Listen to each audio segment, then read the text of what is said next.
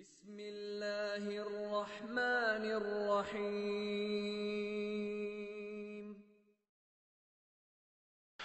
আসসালামু আলাইকুম রহমতুল্লাহি ওয়া বারাকাতুহ। বিসমিল্লাহির রহমানির রহিম। মহান আল্লাহর সমস্ত প্রশংসা, যিনি আমাদের মানুষ হিসেবে সৃষ্টি করেছেন এবং আমাদেরকে দ্বীন ইসলাম সঠিকভাবে বোঝার জানার তৌফিক দান করেছেন, আমাদের ভালো মন্দ বিচার করার তৌফিক দান করেছেন। সে আল্লাহর জন্য যাবতীয় সকল প্রশংসা এবং দুরূদ ও সালাম নাজিল হোক প্রিয় নবী মুহাম্মদ রাসূলুল্লাহ সাল্লাল্লাহু আলাইহি সাল্লামের প্রতি, যিনি সত্যকে সুস্পষ্ট করে দিয়েছেন এবং বাতিলকে চিহ্নিত করে দিয়ে গিয়েছেন। আল্লাহ তাআলা যে হক নাজিল করেছেন রাসূল সাল্লাল্লাহু আলাইহি সাল্লামের প্রতি আমাদের জন্য, সেই হক আমাদেরকে বোঝার, অনুধাবন করার এবং অনুসরণ করার তৌফিক দান করুন। আল্লাহ পাক রব্বুল আলামিন আমাদেরকে যে জ্ঞান দিয়েছেন, বিবেক বুদ্ধি দিয়েছেন, আল্লাহ পাকের হিসাব নেবেন সবার কাছ থেকে। সুতরাং যে কোনো বিষয়ে নিজের জ্ঞান বিবেক কাজে লাগাতে হবে আমাদের সবাইকে, এবং বিবেক কাজে লাগানোর ক্ষেত্রে আমাদের নিরপেক্ষ দৃষ্টি রাখতে হবে। তার মানে আপনাকে কোনো একটা সাইড নিয়ে কোনো একটা দিকে ঝুঁকে গেলে চলবে না। আপনি যদি প্রথম কোনো একটা সাইড নিয়ে নেন বা কোনো একদিকে ঝুঁকে যান, তাহলে কোনোদিন সত্যটা আপনার সামনে আসলেও সেটা গ্রহণ করতে পারবেন না। বরং আপনাকে নিরপেক্ষ হয়ে তারপর সত্য খুঁজতে হবে চারদিক থেকে। তারপর আপনি নিরপেক্ষ থাকার ফলে আপনি সত্য পেতে পারেন যদি আল্লাহ তাআলা চায়। কথা না বাড়িয়ে আজকে মূল প্রসঙ্গে আসি, যে জন্য এই ভিডিওটা তৈরি করা। কোরআন মাজিদে আল্লাহ পাক আমাদেরকে বহু জায়গায় তাবলীগ করার কথা বলেছেন। তাবলীগ মানে হচ্ছে পৌঁছে দেয়া, আল্লাহর দ্বীন মানুষের কাছে পৌঁছে দেয়া।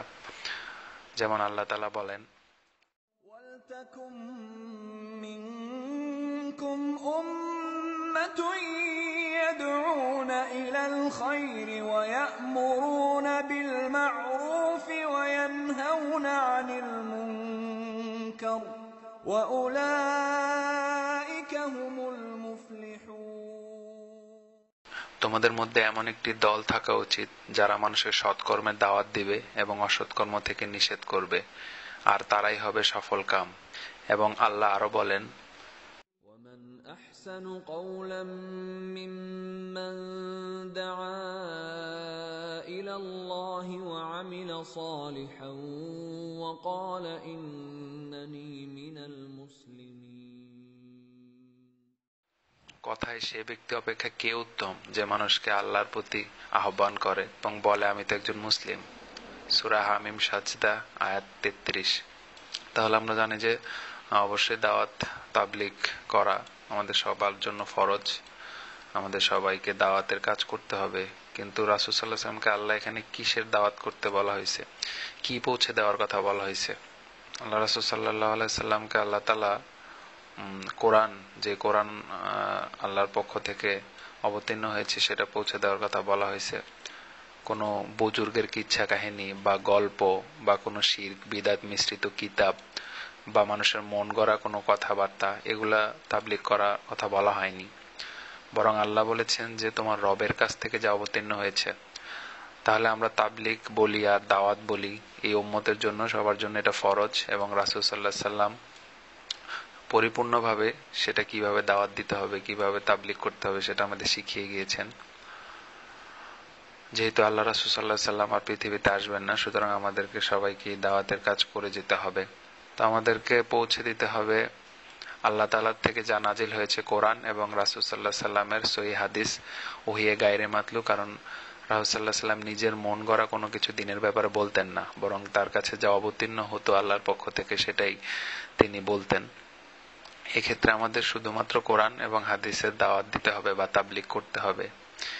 এক্ষেত্রে অন্য কারো কথা বা ব্যক্তিগত মতামত বা কোনো কিছুই মানুষের কাছে পৌঁছানো যাবে না।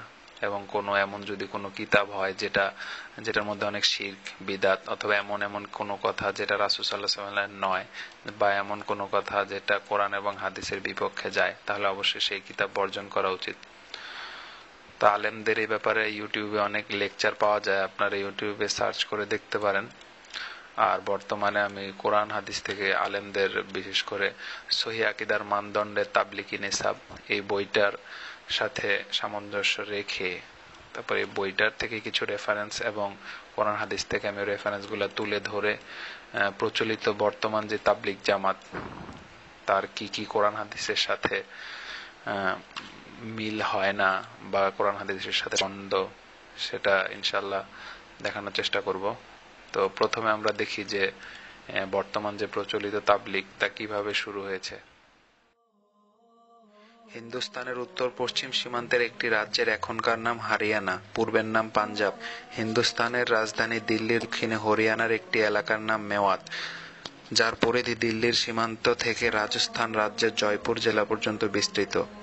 এই মেওয়াতে 1303 হিজরিতে এক হানাফি সুফি বুজুর্গের জন্ম হয়। তার ঐতিহাসিক নাম আখতার ইলিয়াস, কিন্তু পরবর্তীতে তিনি শুধু ইলিয়াস নামে পরিচিত হন। ইনি 1326 হিজরিতে দেওবন্দ মাদ্রাসার শাইখুল হাদিস মাহমুদুল হাসান সাহেবের কাছে বুখারী ও তিরমিজি গ্রন্থদ্বয় শ্রবণ করেন।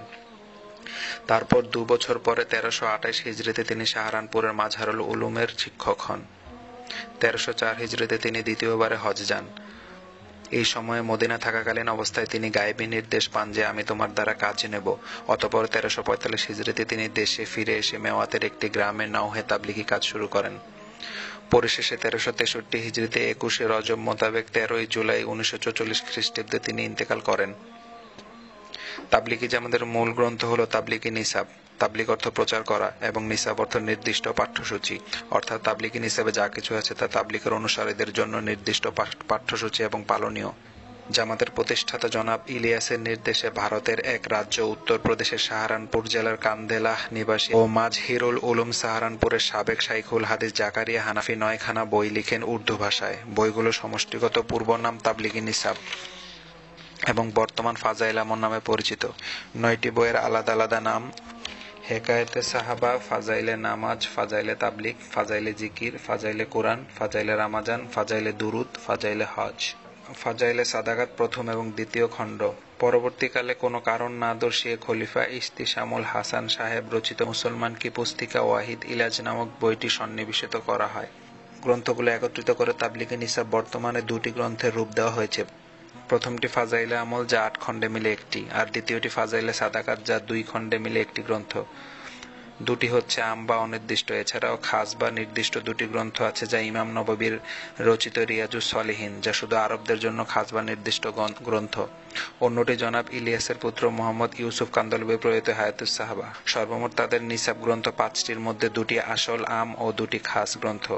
ইমাম নববীর রিয়াজুস সলিহিন, যা শুধুমাত্র আরবদের জন্য নির্দিষ্ট। যেহেতু আরবরা জাল জয়ীফ হাদিস গ্রহণ করে না, তাই তাদের জন্য বিশুদ্ধ হাদিস গ্রন্থখানা, যার মধ্যে অধিকাংশ হাসান ও সহিহ হাদিসের সমাহার ঘটেছে, যদিও সামান্য কিছু দুর্বল হাদিস মুহাক্কিকদের নিকট ধরা পড়েছে। মোহাম্মদ জাকারিয়া কান্দলবীর তাবলিগি নিসাব বর্তমান ফাজাইল আমল, যেটি তাবলিগি জামাতের আসল বই, যা ভারত উপমহাদেশ সহ অন্য প্রায় দেশে বিভিন্ন ভাষায় অনুবাদ হয়েছে এবং মসজিদগুলোতে কোরআন সুন্নাহর তালিমের স্থানে গ্রন্থদ্বয় পাঠিত হচ্ছে। ফাজাইলে আমল ও সাদাকাত এই বইয়ের মধ্যে কোরআন হাদিসের কিছু কথা থাকলেও তার অধিকাংশ অপব্যাখ্যায় ভরপুর এবং অনেক কথা আছে যা কোরআন হাদিসের সাথে সাংঘর্ষিক। এছাড়াও গ্রন্থদ্বয়ে বহুর জাল জয়ীফ হাদিস ছাড়াও ভ্রান্ত সুফিবাদের স্বপ্নের কিচ্ছা কাহিনী, উদ্ভট তথ্য সহ অনেক শিরক বিদআত যুক্ত বিভ্রান্তের আকীদা বিষয় রয়েছে, যা আমরা সংক্ষিপ্ত হলেও আপনাদের হাতে গ্রন্থটিতে ধরিয়ে দেওয়ার চেষ্টা করছি। গ্রন্থের লেখক শাইখ মুরাদ বিন আমজাদ।